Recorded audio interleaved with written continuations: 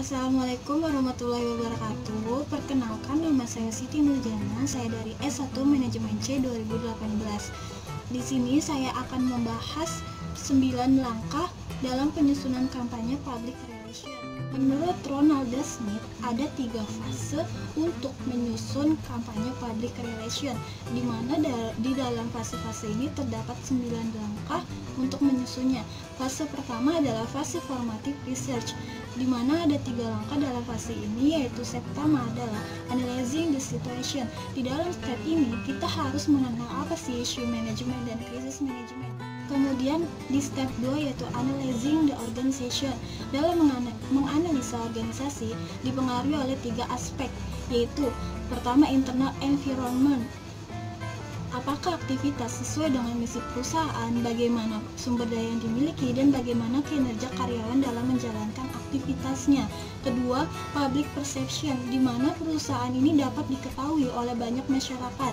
Yang ketiga, external environment, di mana mengetahui pesaing yang mungkin ada di sekitar perusahaan. Kemudian yang ketiga adalah analyzing the public, di mana di dalam langkah ini kita harus melakukan pengenalan mengenai publik baik internal ataupun eksternal.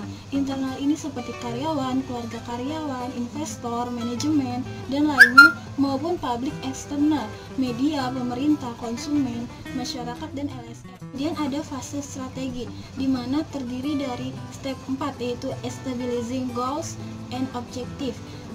Step ini membantu untuk mengembangkan tujuan yang jelas, spesifik, terukur, yang mengidentifikasikan dampak yang diharapkan organisasi terhadap kesadaran, penerimaan, dan tindakan setiap publik kunci.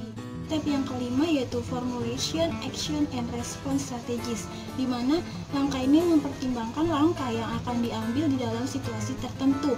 Rencana komunikasi memiliki berbagai opsi mengenai apa yang dapat dikatakan oleh organisasi kepada publiknya.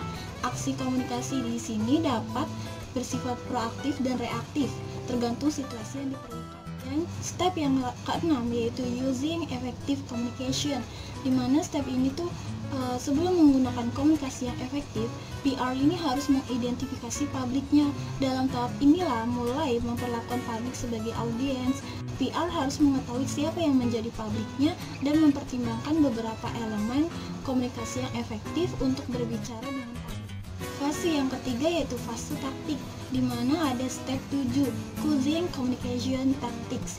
Di step 7 ini ada 4 kategori dalam pemilihan pendekatan berkomunikasi, antara lain komunikasi antar pribadi, media organisasi, media berita, dan iklan, dan media promosi. Kemudian step 8 adalah implementing the strategic plan, di mana tahap ini menetapkan budget dan jadwal untuk mengimplementasikan program apa yang akan dijalankan. Penetapan anggaran juga dapat dilakukan pada saat awal proses perencanaan. Akhir adalah step 9 yaitu evaluating the strategic plan, di mana dalam step ini kita terlebih dahulu harus mengetahui apa yang akan dievaluasi dan menentukan kriteria, waktu evaluasi, dan cara-cara spesifik untuk mengukur setiap tingkat tujuan seperti tujuan kesadaran, penerimaan, dan tindakan. Nah, kriteria yang kita gunakan itu dengan menggunakan metrik evaluasi sebagai standar pengukuran untuk menilai hasil suatu program atau proyek.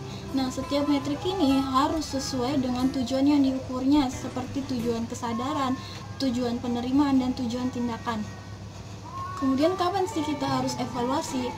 Ada 3 tahap dalam proses evaluasi program yang terkait dengan waktu, di mana ada laporan perkembangan, laporan pelaksanaan, dan evaluasi akhir. Kemudian cara mengevaluasi ini ada 4 kategori. Yang pertama communication output, di mana ini adalah suatu metode yang berkonsentrasi pada pengembangan dan penyajian pesan. Di dalam communication output ini ada 4, yaitu message production, message distribution, message cost, publicity value, dan yang terakhir yaitu advertising value equivalence. Dan yang kedua, evaluation of awareness objective, di mana ini mengevaluasi sebuah taktik, khususnya efektivitasnya dalam mencapai kesadaran, sikap, dan tujuan tindakan yang telah ditetapkan. Nah, di dalam kategori ini ada langkah umum untuk evaluasi kesadaran. Yang pertama ada message exposure, kedua message content, ketiga readability, dan keempat yaitu message recall. Kemudian Di kategori ketiga ada evaluation of acceptance objective.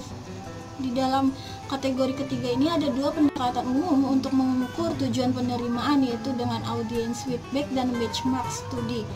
Kemudian di kategori yang terakhir ada evaluation of action objective. Di kategori ini ada tiga pendekatan untuk penelitian evaluasi yang berfokus pada tindakan melibatkan pertama audience participation dan yang kedua direct observation. Sekian penjelasan dari saya. Kurang lebihnya mohon maaf. Wassalamualaikum warahmatullahi wabarakatuh.